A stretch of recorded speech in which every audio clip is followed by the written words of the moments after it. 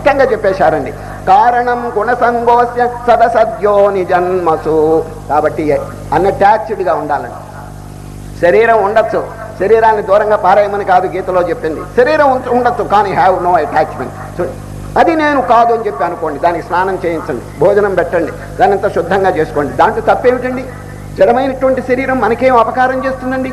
మన మనస్సు అనేటువంటిది అభిమానం కలిగి దేహాభిమానం వల్ల మానవుడికి అపకారం జరుగుతున్నదండి. సరే, ఇప్పుడు అపకారం శరీరం వల్ల కాదండి, మనస్సు వల్ల. ఈ మనస్సు ఏం చేస్తుందంటే దీంతో ఐక్యం అయిపోతున్నది. ఐక్యం అయిపోయి ఇదిగో బంధువుల మీద ఎంత అటాచ్మెంట్, వారితో ఊరికి వారే మా సంబంధం అని చెప్పి ఎప్పుడు మామ మామ మామ అనుకుంటుంటాడు. మామ మే మే మే అంటే సంస్కృతంలో నాది అండి. సరే, విష్ణు భగవానుడు గరుత్మంతునికి చెబుతూ గరుడ పురాణంలో ఏం చెప్పారు తెలుసండి? సంస్కృతంలో మే అంటే ఏమిటి తెలుసండి? నాది.